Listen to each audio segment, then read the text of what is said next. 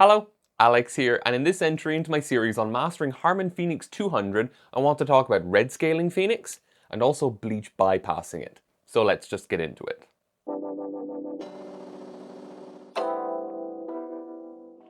Redscaling and Bleach bypassing Phoenix are both things that have been on my radar for quite a while because a few people have asked me to look at them and explain them in the way that I do. But Attic Darkroom did both of those things when he did his original Phoenix video, and I kind of needed to condense my video schedule because I have too many ideas and not enough time. So I figured I'd just make one video covering both of these things, and thanks again to Attic Darkroom for allowing me to refer to and use screenshots from his video just for some sanity checks and some comparisons. Unfortunately, I have not developed the real-world photos following on from the test images for this video because I started a dev run yesterday and my chems died. That's life, that happens. So today is the last day for about 6-7 weeks that I will be able to sit down in my sad excuse for a home studio and actually record something quote-unquote properly. So what I'll do is just go ahead, and if there are any significant changes, I'll just record something on my phone whenever I have a chance and insert it here or there. But so far, my assessments of the test images have been pretty accurate and reflective of the real-world photography, but just to bear that in mind, I haven't seen the final images yet. The rolls are all on the table downstairs. Like in the previous videos in this series, I'm not measuring the actual true foot speed of the film under any of these conditions because I have neither the equipment nor the experience, but I'm giving you a practical assessment of what I feel is the best ISO rating or EI to shoot the film at. When I say shoot the film at 100 to 125, and I'm not going to say this every time, so I'll just say it once at the start. What I mean is that under high contrast conditions, 125 would be preferable to protect the highlights because of the limited dynamic range that Phoenix has and its high contrast, which feeds into that. But 100 would technically be better if your scene is lower contrast or low enough contrast to permit that without blowing out the highlights, because overexposing that little bit tends to make quite a large difference in the shadow detail and the overall grain in the shadows. If you want a more in-depth explanation about how that works, check the first video in this series, but I'll just leave it there for today.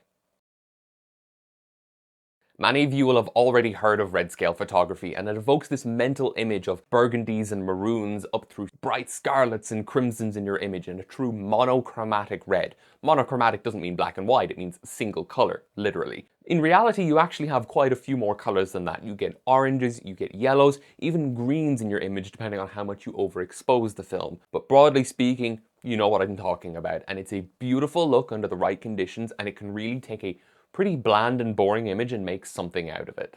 There doesn't tend to be a lot of Redscale film available commercially on the market, and most of it is usually in the 35mm format. Today, it's pretty much just Lomography's Lomochrome Redscale film, but other brands like Cinestill and Rolei have had Redscale stocks at various points in 35 and in 120. But how does Redscale work? Color negative film has 3 dye layers grouped together as an emulsion on top of the actual plastic base. See how one face of this film is shiny? That's the plastic and faces towards your nose when you're taking the picture. The matte side is the emulsion coated onto that base and is what faces towards the lens. The outermost or top layer forms a yellow dye when exposed to blue light, and the middle dye layer forms a magenta dye when exposed to green light, and then the innermost or bottom layer forms a cyan dye when it's exposed to red light. But even though color film is based on the formation of color dyes, they all use silver halides as the fundamental light-sensitive agent at their core.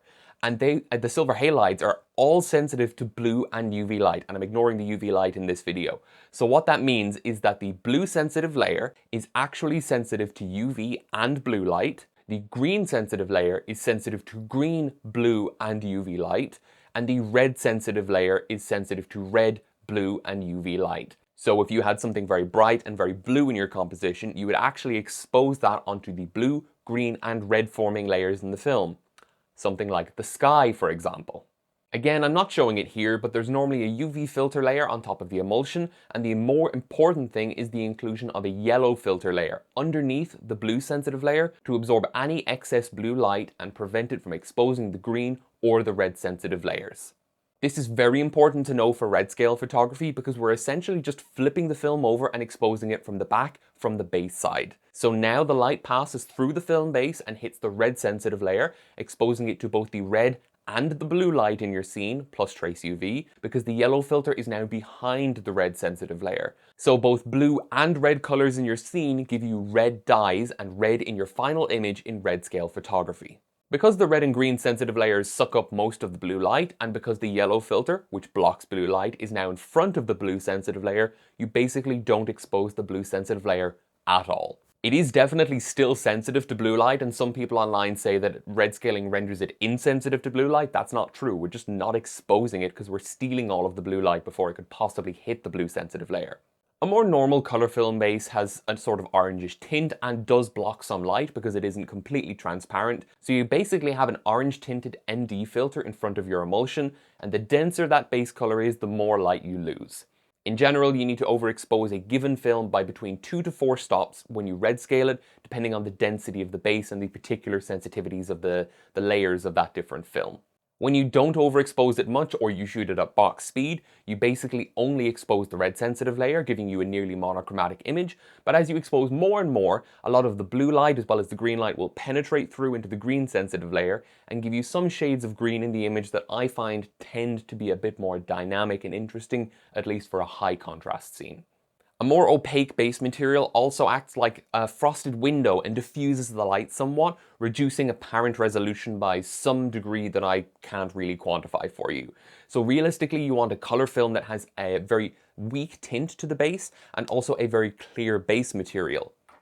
Something like Phoenix. And Phoenix also has particularly high sensitivity to red and green relative to its blue sensitivity per the datasheet, so that makes it a very good candidate here. Another film that fits these criteria quite well if you want to try this with a different film would be Kodak's Aerocolor 2460, which also has a clear base and very high red and green sensitivity. So I red scaled the roll of Phoenix and did my usual shenanigans. Looking at the negs compared to a normal roll, the strong blue color is immediately obvious, and that's because most of the light was absorbed by the red sensitive layer and forms a cyan or bluish dye. You can see as we increase the amount of exposure, we move from a darker, gritty, pure red scale photo to a more colorful photo, and then eventually something quite green and yellow. An EI or ISO rating of between 100 to 125 seems to work well enough, but not incredibly. Any lower than 125 and you clip the highlights in the reds, which is most of your image, very quickly, but you do pick up a lot more shadow detail, and the grain, though still very coarse, does improve decently when you overexpose it that little bit. Say it with me, that is what you would expect. This represents a speed loss of between nothing to 2/3 of a stop, depending on your perspective on the true ISO of the film versus the box speed. Compare this to Lomography's Lomochrome Redscale XR 50 to 200, which I only think is usable at 25 to 50, but that's a whole other thing. 200 to 50 would be a 1 to 3 stop overexposure compared to the true film ISO of 400. It's just Lomography color negative 400 backwards inside the can.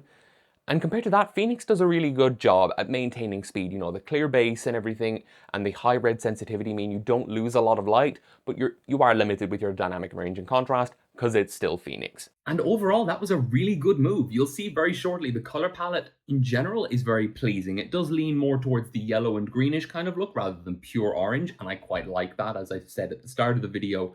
And 125 seems to have been a good mix. The highlights are a bit hot in some of the images and I did have to bring them down, but they're not completely blown out.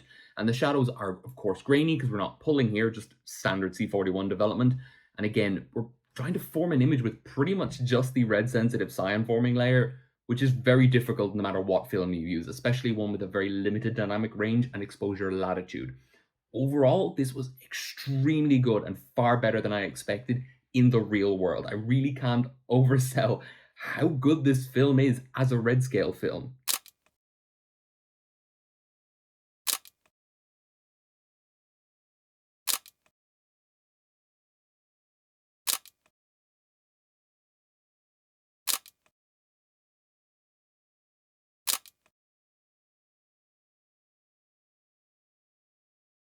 Bleach bypass processing is a modification to C41 and ECN2 development where you go straight from the developer to the fixer and bypass the bleach step. That is groundbreaking information, I know. But it's a very common look in cinematography, and you might be familiar with the look without even knowing it. It's very popular with a lot of films like Minority Report in 1984, Saving Private Ryan, Fight Club, even things like The Last Jedi used a digital recreation of Bleach Bypass for part or all of the film. It's a very distinctive look, and when you know what to look for, you'll recognize it a lot more, even if it isn't as instantly recognizable as Redscale. When you expose color film, you expose the silver halide crystals in each color layer according to the color in that part of the image. During the development step, these latent image crystals are grown into silver grains through a redox reaction with the color developer, or the CD. The silver ions get reduced into silver metal, growing the silver grain, and the CD gets oxidized. The silver grains are within the color layers, which themselves are loaded with dicouplers, and the dicouplers react with this oxidized CD, combining to form a full dye molecule that's either cyan, magenta, or yellow. So where you have red light in the scene, you ultimately form a cyan dye in the emulsion in the red sensitive layer, which turns into red after you invert the negatives either during scanning or printing. Then after development, you bleach the silver to oxidize it back to silver halides that can then be washed away in the following fixing step, leaving only the color dyes behind and making the film insensitive to light. But if you go straight from development to fixing, you will still remove the unexposed and undeveloped silver halides with the fixer, but you won't remove the developed metallic silver, because that's how black and white negative film works. If Fixer could remove that, we wouldn't be able to get an image. Yeah, I kind of really need to redo this part. There are two reasons that you shouldn't use black and white Fixer for bleach bypass processing color film. The first is just the Fixer strength. Black and white film is made of silver, so there's a lot more silver in black and white film, so black and white fixers are much stronger than color fixers, where the silver is just a means to an end, that being forming the color dyes. So that can be a problem in itself, but the main issue is pH. Most black and white fixers are acidic. Something like Ilford's Rapid Fixer is quite acidic, whereas a color fixer is usually in the region of pH 6.5 to 6.7. pH 7. So it's pretty much pH neutral. So if you were to do this with a black and white fixer, your best hope would be to use a neutral pH fixer. There are lots of those available on the market at a high dilution, a weak concentration working solution. Something like 1+9, 1+15 for a standard-ish type fixer would be much better than a 1+4, for example. The other thing is, if you're using a separate bleach and fix kit, you shouldn't just use that fixer if it has previously been used with the bleach, because most kits don't have a wash step between the bleach and the fix. And if you're not washing, then there's going to be bleach carrying over into the fixer, which will then bleach the silver during the fixing step and kind of undo the bleach bypass that you're trying to do. Probably not completely, but it will at least degrade and reduce the effect. This basically leaves you with a color negative and a black and white negative of the exact same scene in the same piece of film, chemically intertwined in the emulsion. And this has quite a few effects. The first is reduced overall saturation, because again, you're averaging out the colors with a thin layer of gray, essentially.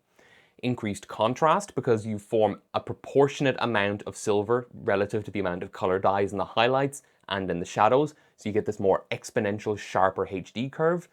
Well, it's exponential anyway, but you form a much sharper HD curve or a higher contrast curve, and this reduces your effective dynamic range, because even a relatively low contrast scene will be displayed or captured as high contrast in the film. You also see higher grain, and I'm not quite sure how this works, but it could just be that you're using, or that the appearance of grain is contributed to by both the dye clouds and the silver separately. Not 100% sure about that by any means. And you do see an overall shift in the color palette towards green, which is not something I can actually explain. The last thing you see is an increase in effective film speed, because the increase in density also happens to the shadows, effectively increasing your foot speed, but also the dynamic range and contrast play into that, where you kind of have to underexpose a little bit to protect the highlights with most films. And this essentially works out to about 2/3 of a stop to 1 full stop, depending on the actual film. Typically it's around 2/3 of a stop. So if you were doing this with Portra 400, you would rate the film at 640 rather than 400.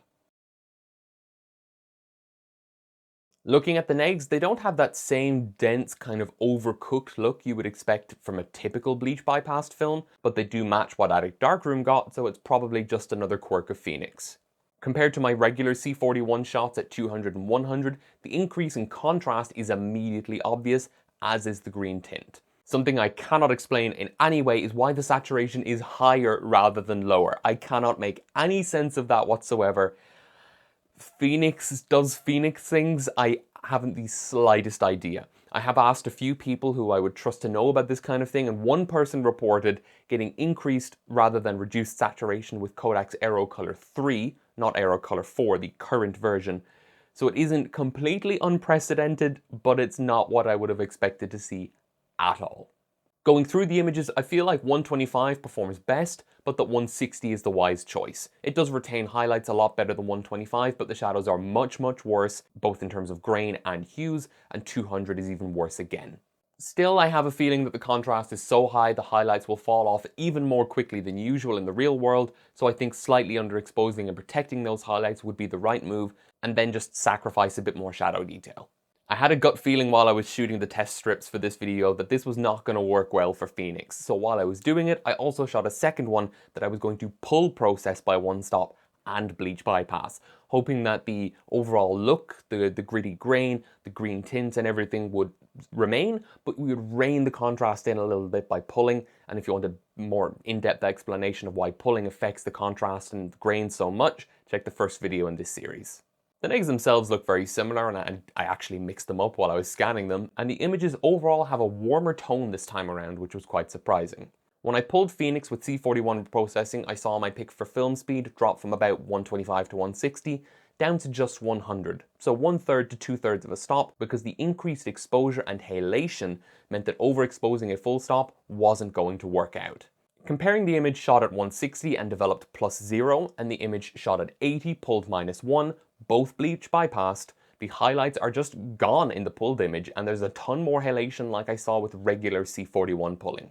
Looking upwards in terms of EI, the images at 160 developed both ways look concerningly similar in terms of brightness and grain. I keep very detailed notes of what I do for these tests, down to the exposure and percentage brightness for my light source for every single shot. I went back and double checked, and sure enough, I did expose things properly. I didn't accidentally over or underexpose one of these. I did in fact pull process. You can see the difference in the colors, like I'm not going crazy here. They do just look extraordinarily similar. So in this case, pulling actually offers not much benefit, but it works against you because it changes towards a warmer color palette, reducing that iconic bleach bypass look without really benefiting the contrast much at all. I really gotta put my hands up here. My very low expectations were definitely exceeded here. I thought that in the real world images, it was just gonna be bright highlights, dark shadows, and a mix of muddy grain in between. And that really isn't the case. It still doesn't meet the classical bleach bypass look I was expecting or hoping for, but there is information in the highlights and shadows. It's not completely off the charts. Now, a good portion of that is down to DSLR scanning and me being very familiar with Phoenix. This film does require good scanning. It's, important to remember that. But I do want to say that, I was a bit harsh in my expectations, and it's definitely a lot better than I thought it would be.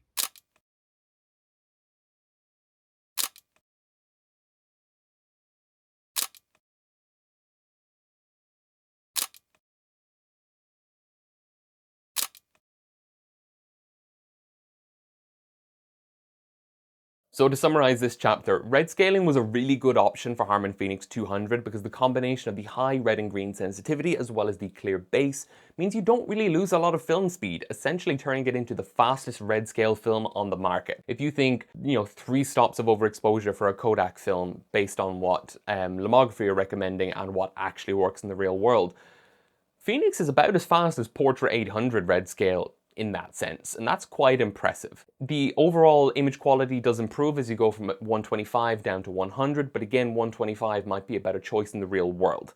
80 does look a lot better in the shadows. Realistically, I wouldn't be shooting at 80 unless I was considering to pull the film, which is not something I wanted to do when I was doing red scale for this particular video. That said, 80 to 64, probably 80 with a one-stop pull might work very well. If any of you try that, do let me know. The overall color palette was quite good and grain remained very well controlled, and most importantly, I never saw any of those nasty blue shadow speckles that it seems like everyone gets with lomography's Lomochrome red scale. That is a huge win and saves a ton of time in post-processing because it's just a bit more consistent. On the flip side, as I expected, bleach bypassing wasn't the best option for Phoenix. The overall look wasn't really the typical bleach bypass look. You do have higher contrast, increased appearance of grain, and a green tint, but it kind of just looks like my E6 results from a few videos ago, which really caught me off guard. And the increase rather than decrease in saturation is not something I can explain. That still boggles my mind. I've asked a few people and no one can actually make sense of this.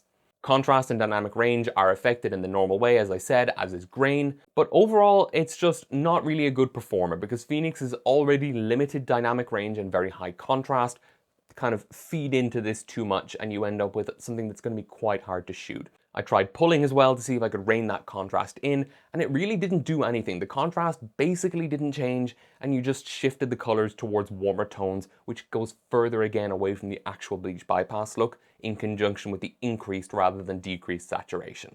It just doesn't lean into the bleach bypass look enough for me, and if I wanted that look, I would just either bleach bypass something else, or just shoot Lomachrome Metropolis, to be honest, which is a film I quite like.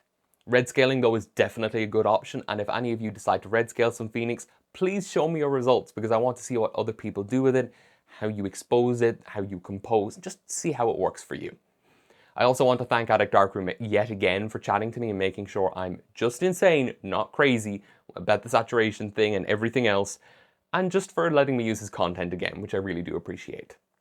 That's all I have to say for this video, so stay safe, and bye bye for now. If you don't already, follow me on Instagram at Shako1277 for new pictures every day.